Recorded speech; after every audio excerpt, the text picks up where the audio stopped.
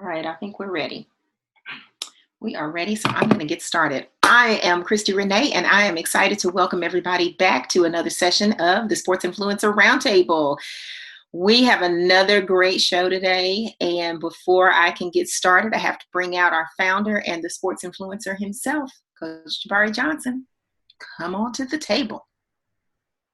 Hey, how's everybody doing out there? Hey, Christy Renee, good to see you as always. It's good to be seen. Good to be seen. Another day, and it's Blur's Day. I don't know what is today. Somebody always has to remind me what the day is. Today is Monday 4/20, and I know why, because I'm still on a rush from last night's Michael Jordan feature film premiere, The Last Dance. I mean, I am on fire. I probably watched it 3 times since its premiere last night. So, big time film. A lot of you guys are like me, grew up on MJ, and so that was incredible for the culture. And now these kids can stop texting me and calling me talking about LeBron is better than Mike. But, hopefully last night's film put that to bed. So. Even LeBron knows that now. Yeah, well, LeBron, everybody knows it, but the kids for some reason. But the young folk, Lord. But I'm glad that they have put together something so rich to honor what he has done in basketball in general, but just specifically in that craft. He's phenomenal. I mean, if somebody didn't know Michael Jordan now, it's impossible. Right. Yeah. That was an exciting film. I hate they're going to make us wait till next week to get the next 2 episodes. I was actually prepared to watch it all 10 episodes last night. So, my goodness. They staggered it out over a couple of weeks. So, you got to wait. But, shout out to ESPN, everybody for putting that together. That was huge. And actually, excited about today's broadcast because the young man we're bringing on today has a chance to go on and do some great things at some higher levels as well too. So really looking forward to talking to 5-star 2022 prospect Keyonte George today on the show. Kiante, you out there? Come on, Georgia. Go in. Join us. How y'all doing? Hey, Kiante. Good. Hey. Welcome to the round table. How are you doing over there? How you holding up? I'm good, man. Just trying to stay clean, stay safe, and get some work in as much as possible. Just make the best out of this time. Okay, good. Well, that's going to be one of the first things we talk about. We got to get that out of the way with everybody is, this is such a unique time, a season we're in. I mean, it's been a lot of loss around us, bigger than what, some of us are dealing with. But now you all are home and everybody's got to learn and work from home. How have you been adjusting with this whole quarantine season? It's been kind of hard, doing schoolwork at home. I mean, it makes me more disciplined, because I don't get my work done. Then, my mom stays on me. But I mean, like I said, I just been making the best of it, just trying to get some work done, trying to stay stronger, stay sharp, keep my cardio up. Just been running outside. Just making the best out of it. Okay. Yeah, that was going to be part of the question. What are you doing in your time with this extra time from home? How are you improving? So with the downtime, you've again, you gave us that, but are you really maximizing the time? Like, be specific in terms of what are some of the things you're doing? Because you're a gym rat, so you love the gym. So now that the gyms are closed, what are some of the things you're doing to keep yourself in shape? I've been running around my neighborhood for specific. I got a little weight set in the garage. I've been in a couple squats, a couple lunges. But I've been doing a lot of jump ropes to get my cardio up. Okay. All right, good deal. All right, so let's do, Coach, you lead with the season recap. Let's talk about this incredible journey this one is having so far. So, Kiante, you guys had a pretty okay season. you had a really good individual season, past 1,500 career points, only a sophomore, which is remarkable, very remarkable. Congratulations. You also were the leading area scorer at 24 points per game. So talk a little bit about, walk us through your sophomore season and some of the highs and the lows of it. My sophomore season was a lot of, I hit some adversity, at the beginning of the season, we weren't really winning. I wasn't really playing that well, wasn't making shots. My coach just told me to calm down. He would just told me, like, he wanted me to be a leader, last year as a freshman. I came in, scored a lot of points, but this year I really wanted to, show people that I could lead, the upperclassmen, some seniors. As a sophomore, I really want to show that I could lead with my voice and by example, playing hard every possession on both ends of the floor. But the accolades that I got, I wouldn't have them without my teammates. They trusted me getting the ball in my hands, letting me go make plays, for instance, like Capel game, go get that last bucket and win us the game for us. That's something like that, like giving the balls in my hands. Like, I appreciate them for that.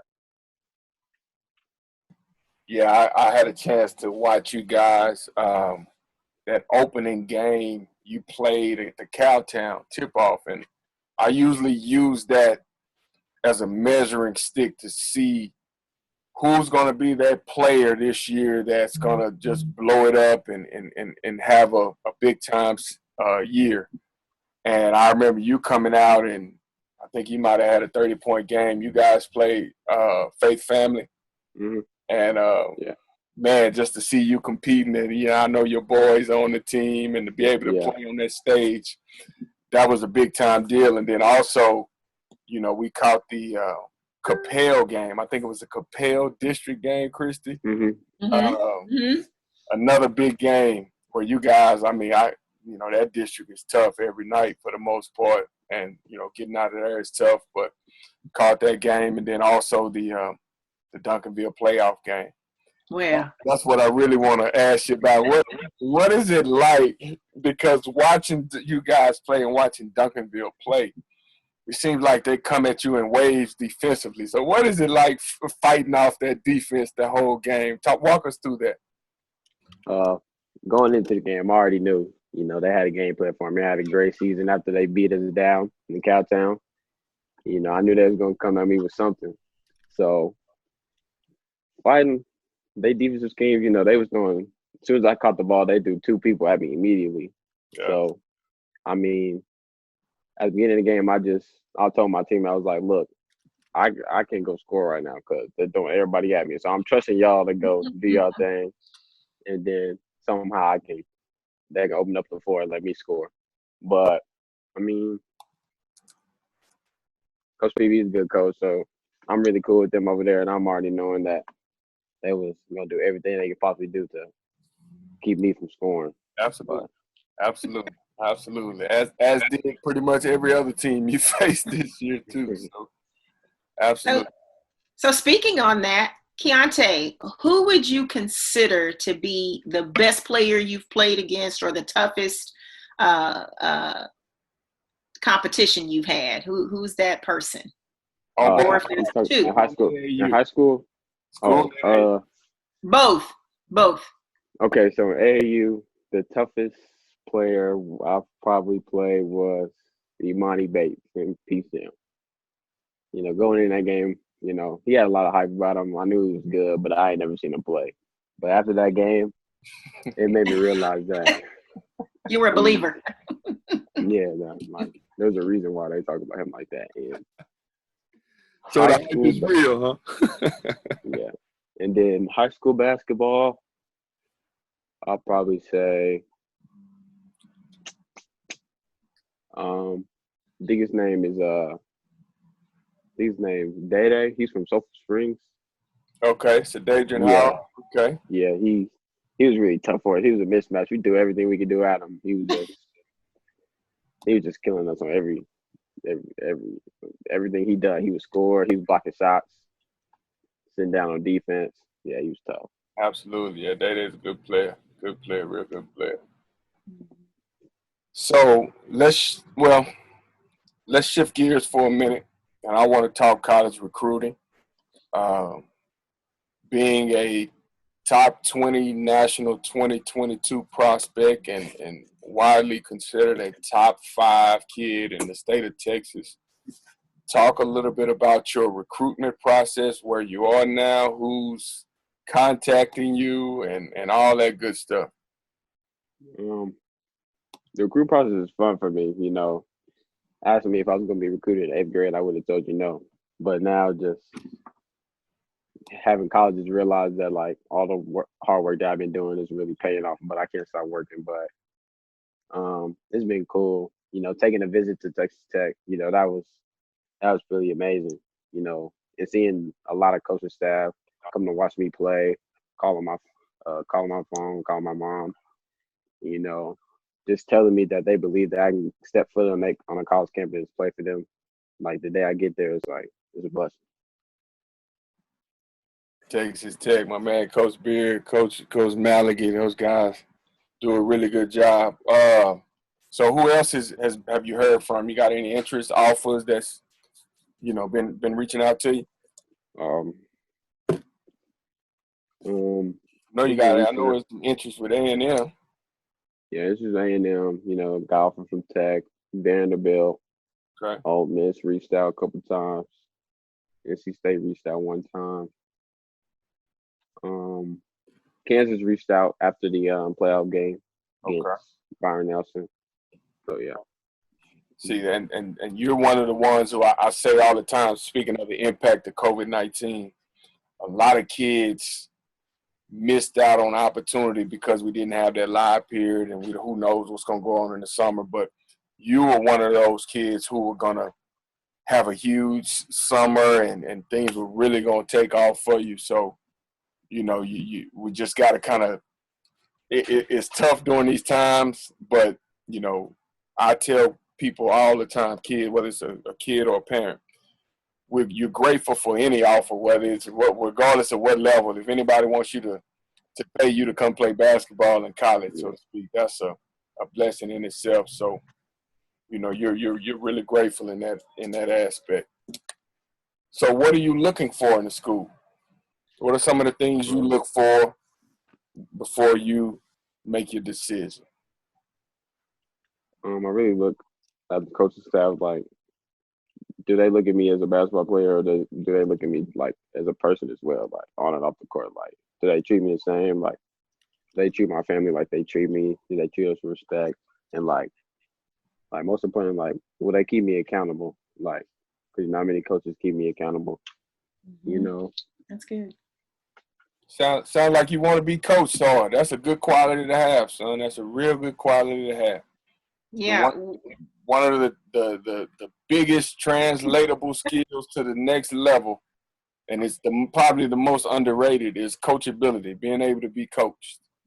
Like, if you take that and run with it and always have that attitude, you can play on any team. And with your ability, you can play on any team you want to play on, play for any coach, just because you're coachable and teachable. And Kiante, we've talked to so many college coaches, and that's been a very common theme that all of them have talked about in the things that they look for when they're recruiting. And of course, they come to the gyms when they're able to get out, when they were able to get out. But yeah, they look at that, they watch that, and they want that in a young recruit. So let me ask you, what does a college coach get in a player like you? Like you said, they get a real coachable kid. I'm gonna work hard in practice. I'm gonna play hard in the games on both ends of the floor. You know, I can score for you. I can really do anything you want me to do. You know, I can get my teammates involved. I can go rebound. I can just go make the winning plays for you. Okay. Good resume. You have any interest? Okay, now take me off the basketball court for a second. What are some of your interests off the court? What are you doing when you're not playing basketball? I'm not on the basketball court. I'm usually, you know, playing the game, being a regular kid. I'm into like nature. Like, I look at different videos about like the earth and stuff. Like, I'm really into that stuff. Yay! I love hearing that you are planet conscious. Do you recycle, Kiante? Yeah, yes, ma'am, I do. Okay, good. Thank you. Let's save the planet. Folks but out here playing, they don't understand how real it is. My God, that's great. Perfect answer. Teach me something about the earth real quick that you know. Man, Now you on the spot. Anything. I don't know. I'm clueless, so you teach me anything. What's your favorite thing about? I mean, what have you learned that's most fascinating to you? Man. Man, I don't know, man. I've watched a lot of videos. One thing about the earth. Well, what's the coolest thing you've seen? Just earth related, like one of your videos. What was something that just totally like? There you go. I forgot what they're called. It's I think they're called the Northern Lights. Yes. Yeah, that. That's all I know. Cool thing I see. The Northern Lights. I think they're. What are they over? Australia, huh? Yeah. They're in Australia. Yeah. Okay. All right. Good deal. Good deal. So what about any hidden talents? What's something that they don't know about you that you're really good at? Play the kazoo. No, I can somewhat play the piano though. Okay. Somewhat. What you say? Huh? I can't hear you. Go, coach. I said, Kiante, how good are you? I mean, I'm all right. I'm not like the other people where they can do all this other stuff. I just stick to the basics. Okay. Do you read music? Have you learned to read music? No. So you play by music yet. You play by ear. Mm-hmm. Okay, good. You can teach yourself anything. Well, you can't teach yourself surgery, but you can teach yourself, something like playing the piano. And they got so many videos and how-tos. It's incredible what you can learn. So I say touch that every day. That's perfect. That's good. So show me I was told by a little bird. And again, Kiante, I do my homework. I do my research. I know things you don't even know I know. Tell me about this shoebox, this famous shoebox that you have. Show us the shoebox, Kiante, and break it down. You want to see it? Yeah, show it to him. All right. Oh boy. Brace yourself, ladies and gentlemen. Brace yourself. My goodness. He had to get up and go to the closet. SportsInfluencer exclusive. Oh, what is in the box? So I put a lot of my letters in here. I like to keep my letters from colleges. Okay. So like I got like a little pass from TCU, a couple letters from Ole Miss. Okay. I have a lot of letters from Texas Tech. They love showing me love. But yeah, that's the gist of it. I like to put all my letters in here. I like to look at them. It just reminds me like it doesn't stop here. Like I gotta keep going, Like I want more of these. Absolutely. That's good stuff, young fella. Keep up the good work. That's good stuff. And that's a show of gratitude too. That's a really good thing to do. And I mean, trust me, them seeing this, that's gonna make their day. That somebody is actually holding on to. Not that you're the only one, but still, that's good. Mm-hmm. Yeah, no, that's good stuff. So,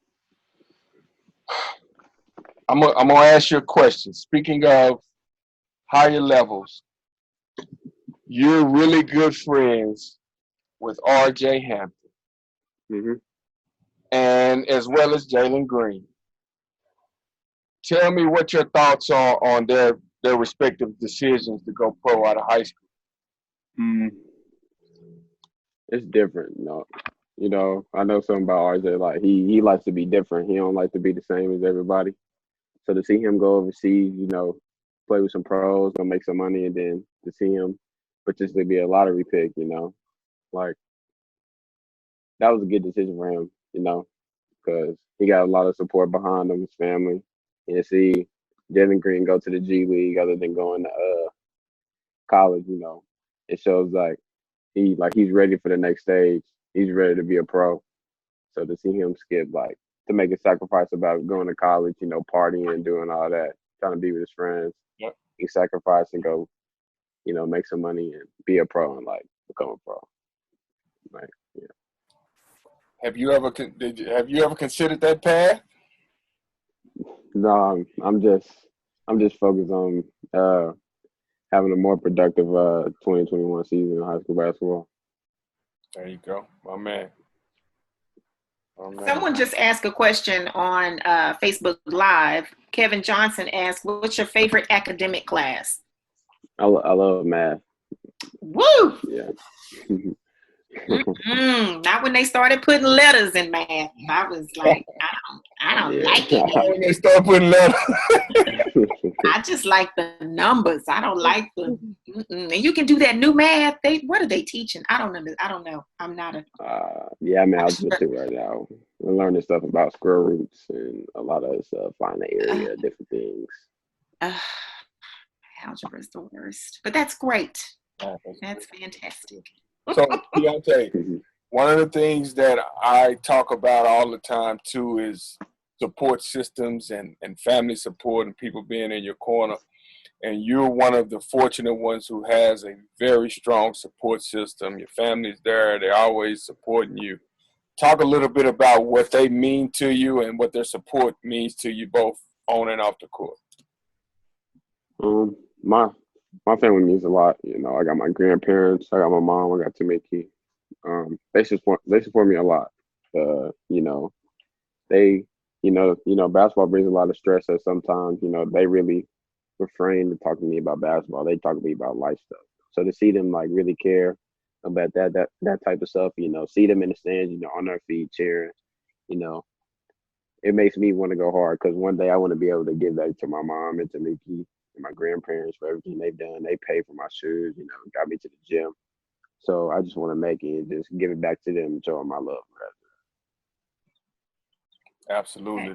That's huge, man. Support is big, and you know, anytime you have that type of support system, the best way you can pay them back is doing the right thing and going as far as you can go and staying out of trouble. And I guarantee you that's payment enough for them, just being able to do that. So being a high character guy is important. I'm going to ask this question, Facebook Live from Coach Irvin Davis.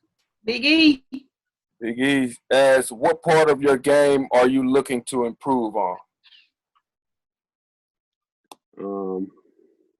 Being more consistent with my jump shot. That's really the main thing. You know, I can defend well, I can get to the cup, but if I want to be a pro, I got to make shots consistently. So I just been working on that the most, making shots, getting to my spots and making shots, jumping over people, making shots, and stuff like that. Okay. So let me ask you about, since that's something you need to work on, that's what we would typically call, you know, strength and weaknesses comparison. What are some moments of adversity that you've had to overcome, or a moment in particular that you can think of outside of what we're all dealing with right now? And how did you overcome that? Probably the most memorable one was actually our last game against Duncanville. You know, they was grabbing me, fouling me, but the refs wasn't calling nothing. So at halftime, you know, I came to the bench and I was frustrated, looking all over the place.